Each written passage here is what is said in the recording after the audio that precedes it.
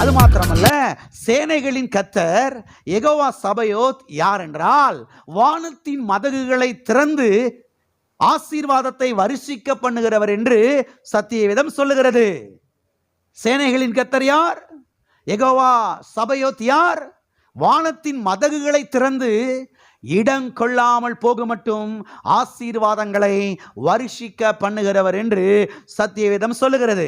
வாசிப்போம். மல்கியா தீர்க்கதரிசன புஸ்தகம் 3ஆம் அதிகாரம் 10வது வசனம். என் ஆலயத்தில் ஆகாரம் உண்டாயிருக்கும்படி தசமபாகங்களை எல்லாம் பண்டக சாலையிலே கொண்டு வாருங்கள். அப்பொழுது நான் வானத்தின் பலகணிகளை திறந்து இடங்கொள்ளாமல் போக மட்டும் உங்கள் மேல் ஆசீர்வாதத்தை வருஷிக்க மாட்டேனோ என்று அதனால் என்னை சோதித்து பாருங்கள் என்று சேனைகளின் கர்த்தர் சொல்லுகிறார். சேனைகளின் கர்த்தர் சொல்லுகிறார். படைகளின் இறைவன் சொல்லுகிறார். ஆமென். சேனைகளின் கர்த்தர் யெகோவா சபயோத் சொல்லுகிறார். யார் சொல்றா? சேனைகளின் கர்த்தர், படைகளின் இறைவன் யெகோவா சபயோத் சொல்லுகிறார். சரி, என்ன சொல்றாரு? என்ன சொல்றாரு தெரியுமா? என் ஆலயத்திற்கு தசம பாகங்களை கொண்டு வாருங்கள். என் ஆலயத்தில் உள்ள பண்டக சாலைக்கு தசம பாகங்களை, காணிக்கைகளை கொண்டு வாருங்கள் என்று சொல்லுகிறார். சரி, எதற்காக தசம பாகங்களை, காணிக்கைகளை ஆலயத்தில் இருக்கக்கூடிய பண்டக சாலைக்கு கொண்டு வாருங்கள் என்று சேனைகளின் கர்த்தர் சொல்லுகிறார்? எதற்காக சொல்லுகிறார் என்றால், உங்கள் மேல் ஆசீர்வாதத்தை வருஷிக்க பண்ணுவதற்காக, உங்களை பழுகி பெருக பண்ணுவதற்காக, உங்கள் விளைச்சலை பட்சித்து போடுகிறவனை நான் கண்டிப்பதற்காக, உங்களுக்கு அமோக விளைச்சலை கொடுப்பதற்காக, அபாரமான பொருளாதார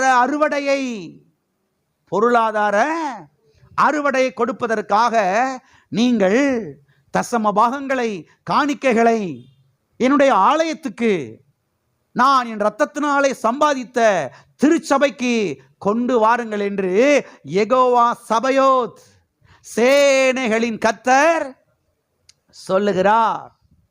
அதோ யாரோ ஒரு சாதாரண மனுஷன் சொல்லல, சேனைகளின் கர்த்தர் சொல்லுகிறார். யெகோவா சபயோத் சொல்லுகிறார். படைகளின் இறைவன் சொல்லுகிறார். ஆமென். எனவே சேனைகளின் கர்த்தர் மேலே விசுவாசம் வைத்து, யார் மேலே விசுவாசம் வைத்து? சேனைகளின் கர்த்தர் மேலே, யெகோவா சபயோத் மேலே விசுவாசம் வைத்து தசம பாகங்களை, காணிக்கைகளை ஆலயத்துக்கு கொண்டு வாருங்கள், பண்டக சாலைக்கு கொண்டு வாருங்கள். அவர் வானத்தின் மதகுகளை திறந்து ஆசீர்வாதத்தை வருஷிக்க பண்ணுவார். ஆமென். பட்சித்து போடுகிறவனை அவர் கண்டிப்பார்.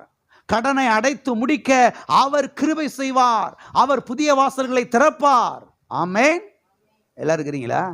வானத்தின் பலகணிகளை திறந்து, பலகணினா ஜன்னல்னு அர்த்தம். தமிழில் அவ்வளோ நல்லா இல்லை, பலகணின்னு போட்டாங்க. ஆனால் மற்ற மொழிபெயர்ப்புகளில் எப்படி வந்திருக்குதுன்னா, வானத்தின் மதகுகளை திறந்து. எதை திறந்து? மதகுனா உங்களுக்கு தெரியும் இல்லையா? வைகை டேமுக்கு போனீங்கன்னா அங்கே ஜன்னல்லாம் வச்சுருக்க மாட்டாங்க, மதகு தான் நெசிச்சிருப்பாங்க, வச்சுருப்பாங்க. இங்கே இந்த சோத்துப்பாறை டேமு, நிறைய 2-3 டேமு தேனி மாவட்டத்தில் இருக்குது பாருங்கள். இந்த டேம்லாம் அவங்க ஜன்னல் வைக்கல, எதை வச்சுருக்கிறாங்க? மதகுகளை வச்சுருக்கிறாங்க.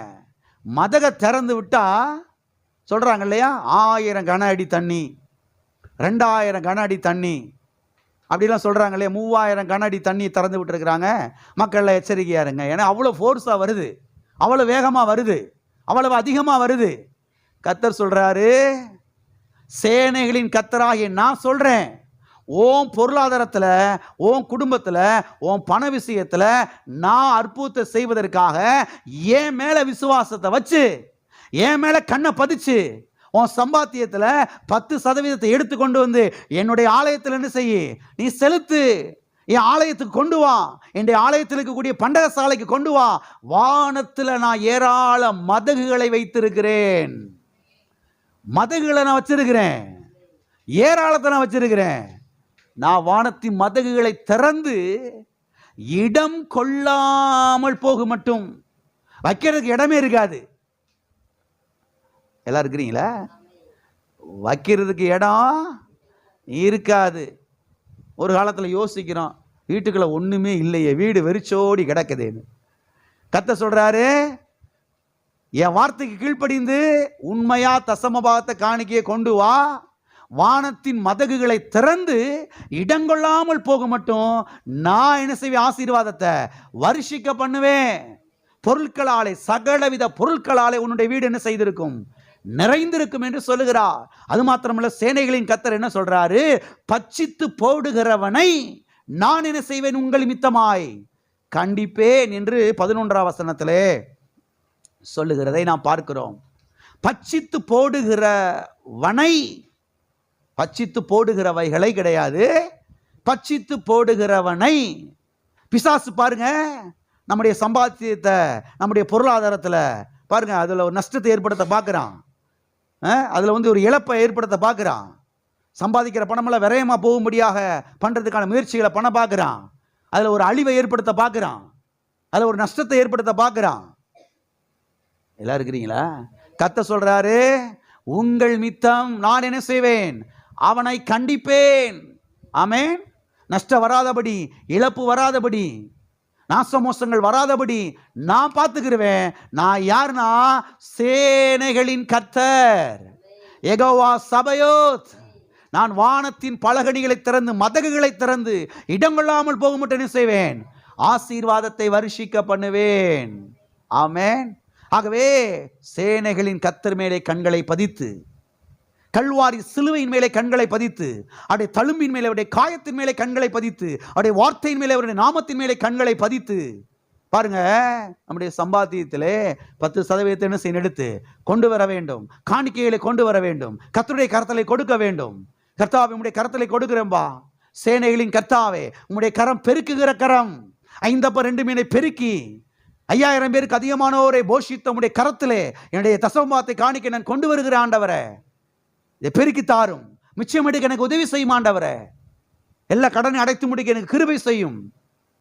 கந்து வட்டியை அடைச்சு முடிக்க, நகைக்கடனை அடைச்சு முடிக்க, எல்லா இஎம்ஐ பிரச்சனைகளை அடைச்சு முடிக்க எனக்கு உதவி செய்ய ஆண்டவரே என்று சேனைகளின் கர்த்தர் மேலே கண்களை பதித்து, யெகோவா சபையத் மேலே கண்களை பதித்து நாம் என்ன செய்ய வேண்டும்?